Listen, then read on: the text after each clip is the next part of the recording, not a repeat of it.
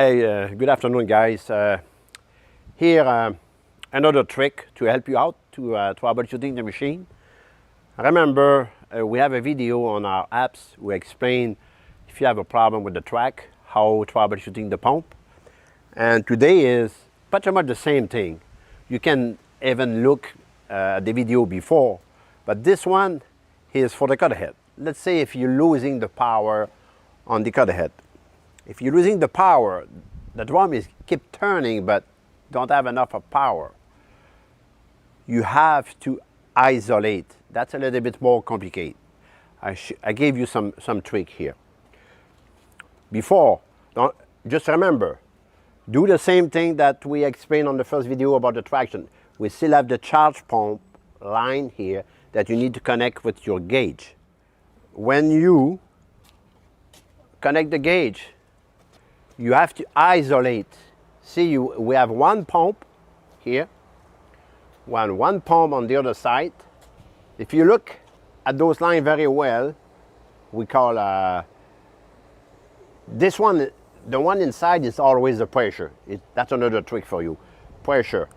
If you look at it closely, they cross. This is just a cross wall, and they feed this motor. The left pump feed the right motor, and the right pump feed the left motor. That means both pump and both motor work together because every line is coming from the pump. See, if you look at my finger, it's going to the motor. We have a T here who link together. That means to balance the pressure and the volume. Because of that, both pump and both motor are working together. We're confused if we don't isolate. You remove those lines, you cap it. That means this pump go nowhere. You cap this one as well. This pump go nowhere. They are not connected to the head at all. And you're using those versions, that's our first version that we built for 10 years with GIC. Okay, this means you cap those holes. Then, and you can come here. When you check the left pump, on the ADC, you're going up. If you're going up, if the gauge stay at 350, you know that this pump is good. No problem. Well, you do the same thing on the other pump too, but on the other pump, you're going down. You're going down, you check the gauge. If it stay at 300, 350, the pump are good. If the pump are good, we know that the problem is on the cutter head. Now let's go back on the cutter head. You reconnect that.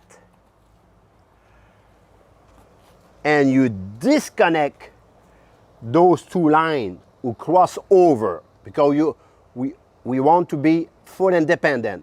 This means you cap those lines very well. That means this motor is feed only with the right pump, and the other motor is feed by the left pump.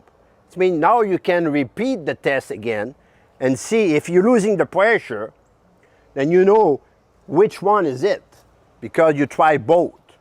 Isolate. That's the trick for troubleshooting losing power on the cutter head.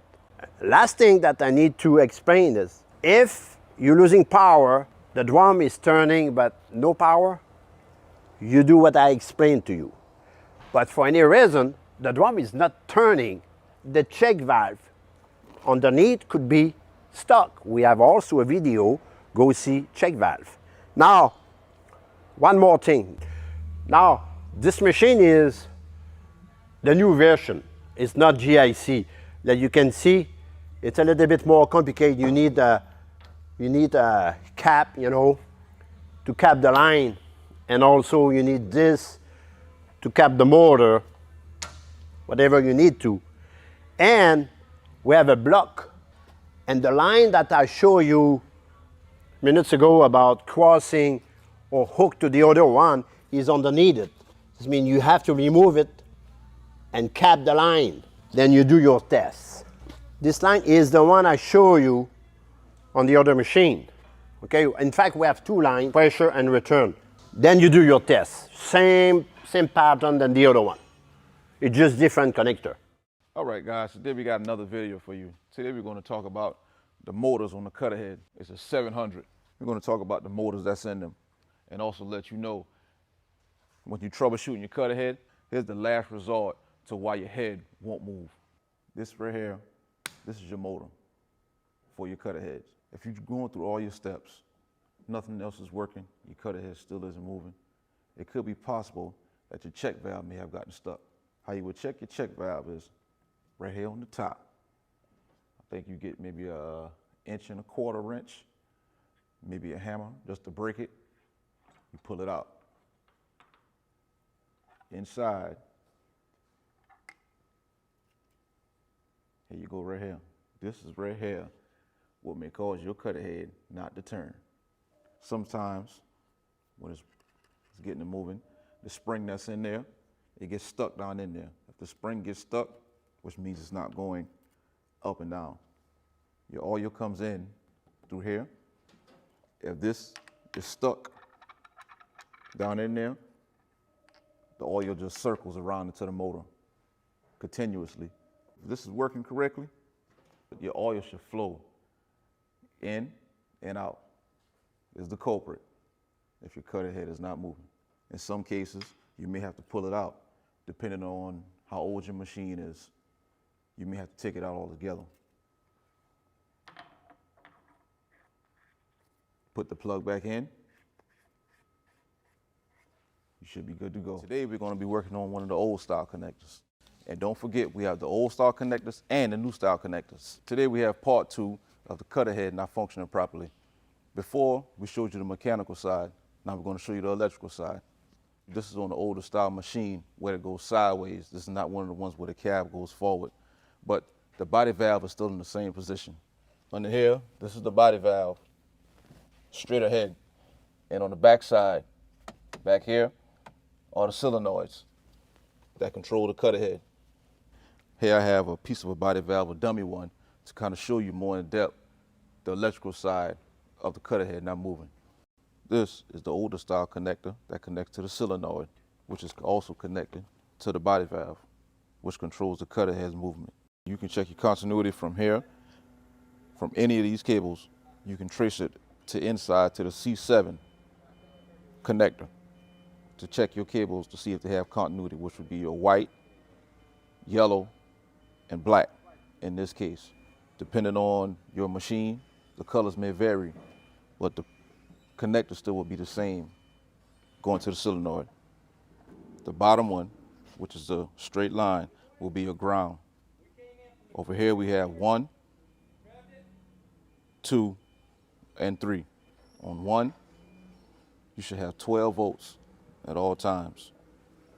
And on 2, you should have 6 volts at all times. And on the newer style connectors, pin 1 should read 3, 6, and 9. Pin 2 should read 12 volts, and pin 3 will be your ground. Once you check your continuity from your cables here, back to your C7 connector, you can plug this in because you know you all good from here up to the C7 connector. Now, it's time to move to the joystick. Here will be the C7 connector for the joystick. This is what the joystick plugs into the C7 connector. If you don't have 9 volts forward, 6 center, 3 going backwards, you have a bad joystick. To order a joystick, give us a call at our 1-800 number or go on our website.